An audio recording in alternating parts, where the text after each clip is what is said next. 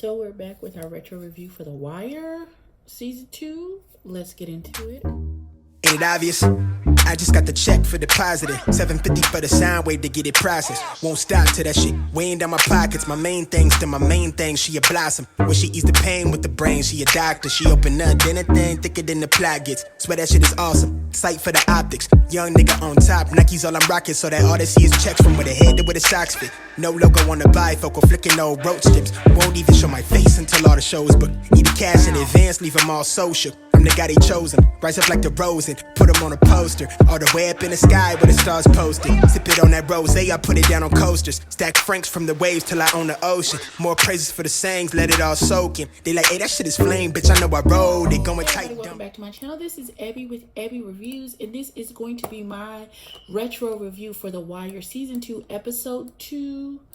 If I can get my notes to open up, that'd be great.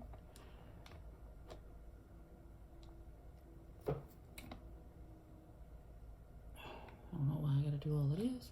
The episode is called Collateral Damage. So, they have figured out that there were 13 bodies in the can, 11 white, 2 Asian. Officer Russell is the name of the young lady who found the bodies. It's her first death. If I could talk, that'd be great. It's her first death investigation. So she's never done this before. She's never had it.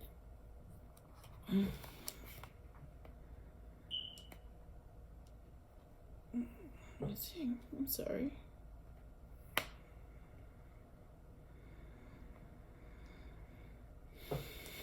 Okay, so it's her first death investigation. She's never done this before. So there are no IDs for any of the women in the can, which makes sense. And so everybody who's there, all the different departments that are there, like the Coast Guard, the state police, and if they're trying to play hot potato with who's going to take this case. And so if it says if they died while in, it'd be a homicide if they died while en route, but if they died like when they got there, they're considered cargo, and it's just them identifying the bodies and then just shipping the bodies to whoever getting their relatives if they can't, and if not, they'll be buried in a potter's field, I guess would be my assumption. So Frank and Nikki show up at the restaurant where they meet the Greek. Frank is livid. He was like, why didn't you tell us that there were people in there? I wouldn't have lost the can in the stacks if I had known that there was something breathing in the stacks. And he was like, the Greek was like, you ask because you don't want to know. You want plausible deniability about what's happening. And he was like, it wasn't done on purpose. All of that. So he says the next time there's something breathing in one of those cans that you want to shim through the system, let him know. We then go to Avon's sister, who's coming to see him, and she is giving him the update on Roberto. Roberto got arrested, and that's why the New York people haven't been dealing with them. And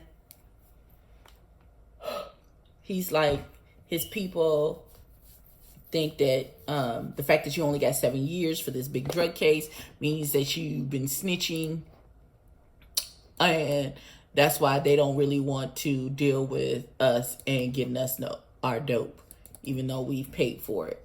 So she then says is he checking? She asked, are you checking on D'Angelo?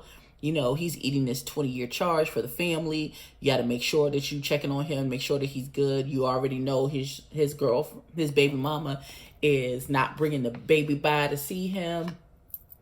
And Avon says, yeah, he already got string a bell on that situation with the baby mama.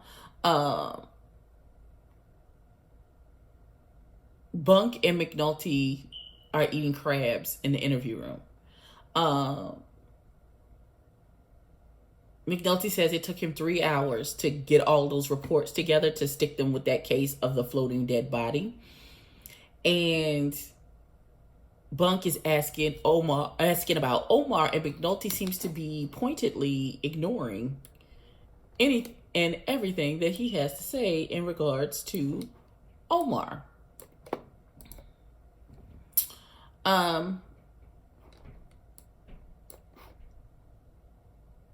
So when Frank gets back to his office, there's one of the dock workers in his office explaining about missing cases of vodka and about the CO being removed off the thing. And he's like, we didn't do it.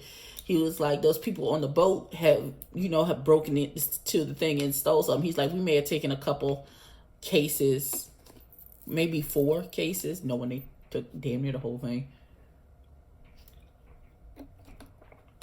And they come out and Carver is giving all the cars parking tickets. And so Frank asked him, why are you coming over here harassing us with these nitpicky parking tickets? And he was like, he's like, I don't know who you pissed off over at the police station, but my boss is having us come and be petty as fuck with y'all. And he was like, well, who's your boss? And he tells him Valchek. And he was like, okay. All right, bet. So, EBBIE, his sale is getting tossed, it seems, for no reason. The CEO is being a dick about the whole situation. All they found was some like nudie magazines and some risque pictures. And then he has a little, EBBIE loves fish. He has all those fish tanks that he had D'Angelo taken care of when he went to Philly. So he has a little plastic. They're fake fish. They're not real. You can't have real fish in jail. But he has a little tank with a little bunch of plastic fake fish in it. Fish tank.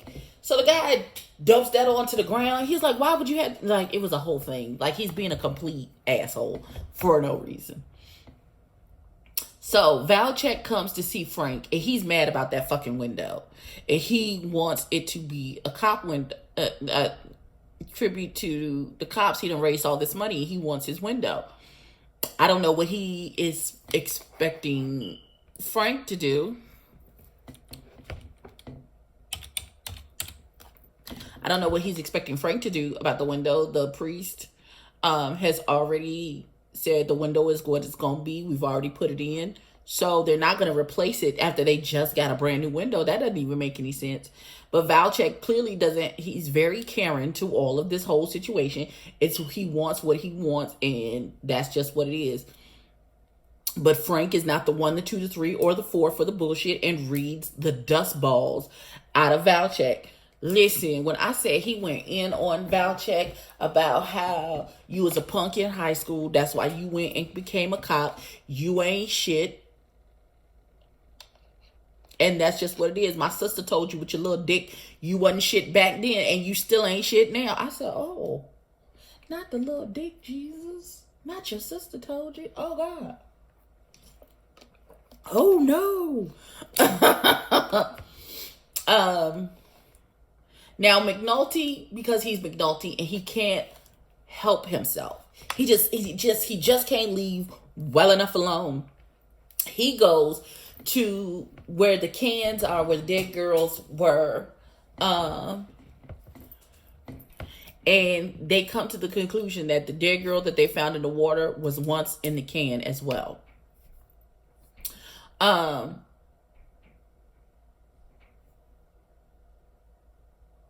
Valchek, we then go to Valchek, who is still trying to get his window put in, and that cop window moved out at the church. I don't know why he's stuck there, but now he's super angry now that he done went over to Valchek, and Valchek read the dust balls off his ass, and now he's going to do an investigation into Frank because he says they shouldn't have enough money for a window in the first place. So now he's opening up a whole ass investigation over a fucking window at the church. So McNulty is pressing for this to be a homicide, because the pipe that was bringing the air in for the girls, it doesn't look like it got crushed in the stacks. It looks like somebody took a hammer and just hammered that piece, that front piece down to close off the air. It's not like it got smushed and the whole pipe was smushed because like something got stacked on top of it. It looks like somebody deliberately closed that air hole up. So, Valchek and Burrell are having a conversation. He offers Burrell, so Valchek wants a detail to investigate Frank. So he tells Burrell that if he does this, then he will make sure that he gets all of the support he needs from City Hall for him to become the next police commissioner. So he then gives him a detail. In exchange for his support for becoming police commissioner, Burrell gives him a 6-week detail with 6 men.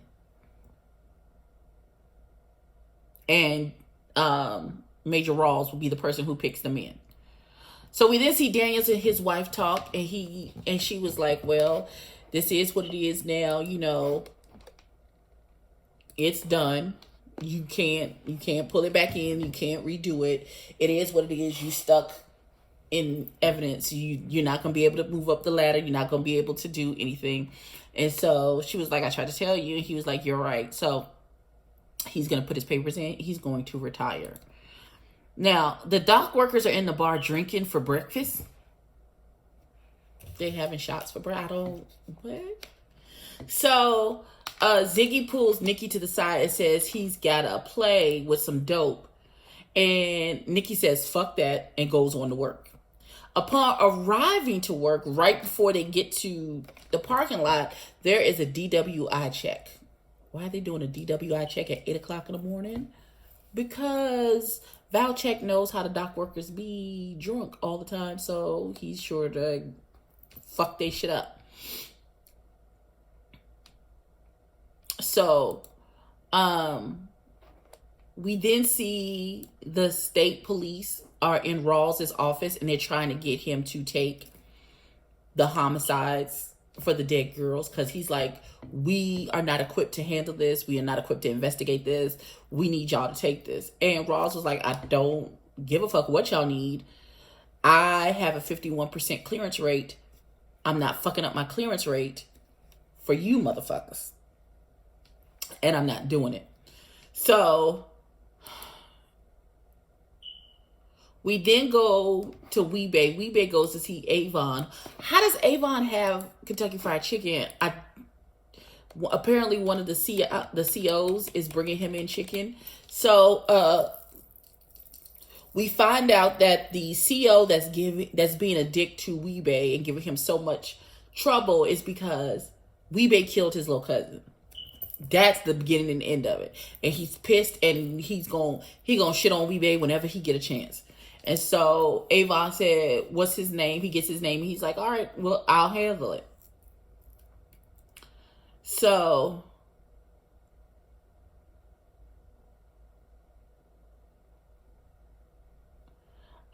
we then go to McNulty, Officer Russell, and the medical examiner. And so they are making a case for this to be Baltimore. It's the city of Baltimore homicide, and forcing Rawls to take it. So, and he's doing it not because he wants the murder solved, not because, he think they'll do a good job, just because he's doing it just to fuck over Rawls at this point. So Avon then goes to talk to the CO, and the CO gives Avon his ass to kiss. He not trying to talk to you about nothing. So McNulty just can't leave well enough alone. Rawls tries to refuse to take the murders, but was unsuccessful. They're like, oh no, you gonna take these. And so they have to put the 13 Jane Does, well 14, because including the girl that was in the water, on their murder board. So Ziggy goes to see Mikey, who I guess was his play to get some dope.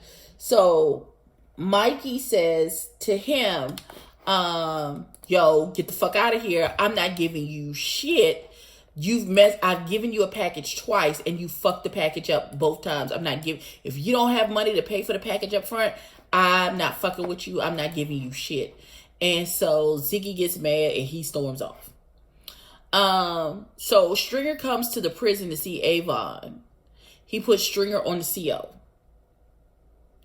and tells him to get D'Angelo's baby mama to bring the baby to come see him. Stringer questions Avon if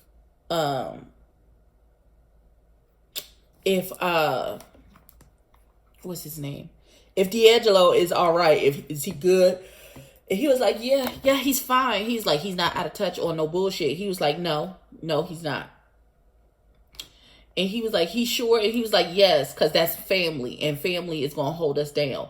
He's like, don't worry about D'Angelo. D'Angelo is straight. You can see the fracturing of this relationship. This is where it starts. So Bunk, McNulty, and Freeman are getting drunk and laughing over sticking Rawls with the dead girls. Which they're not going to find so much funny when Rawls sticks Bunk and Freeman with the with the case. So Frank bails everyone out. And like I said, Bunk and Freeman get the 14 bodies. McNulty's drunk naked ass is at the prosecutor's house again. And she's like, what are we doing? And so McNulty says, I told you my ex-wife says she want to put it together again and, just see my boys and I'm willing to work on it and da-da-da-da-da. And I think I'm going to do that. And so she goes into her bathroom and is like, this motherfucker. And starts to cry a little bit because she's upset.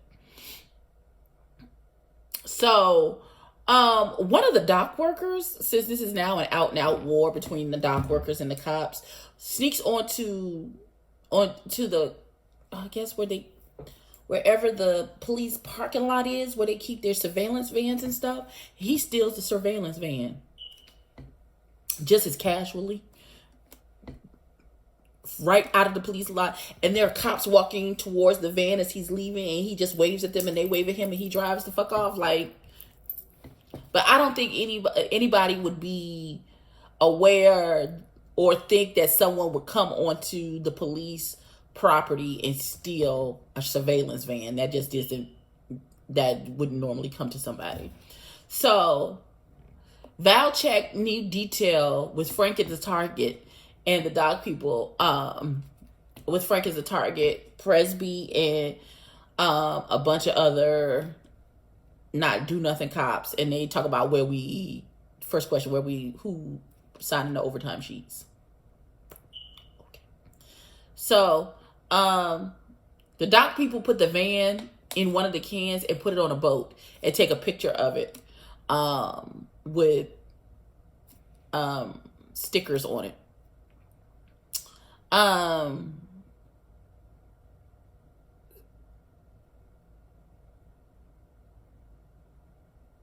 The Russian comes to the port in Philly, where the ship that was bringing the dead girls to Baltimore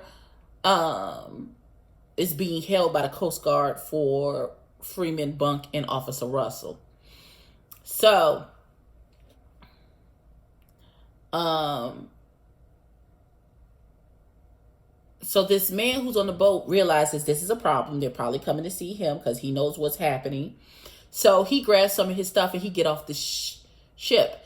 And so the Russian runs him down and snatches him up. So we then go to D'Angelo, who is in his cell getting high when his uncle comes to see him and tells him that they need to talk. He came right like at lights out. So he was just, putting a bug in here. Yo, I need to holler at you. But he could tell that D'Angelo's getting high. So the cops, Bunk, Freeman, and Russell arrive at the boat. And at this point, the Russian is beating the man and asking questions about the girl. They got him off into some warehouse, it looks like, and they're beating the piss out of him. He's naked. I'm sure they're torturing that man. So the Greek arrives, And he is the soft touch to all of the beating and trauma that this man has been in since the Russian grabbed him up. And so he puts a coat on him because, of course, it's freezing out in there. And he was like, what language do you speak? And the man tells him, and then he starts talking to him in his language. And the man tells him, he says, they opened the can to let the girls bathe. And one of the girls who decided, and of course, they was partying with the boys on the boat. And so one of the girls decided she didn't want to be a hoe no more. And so she got into an altercation with one of the guys, and the guy killed her and threw her off the boat.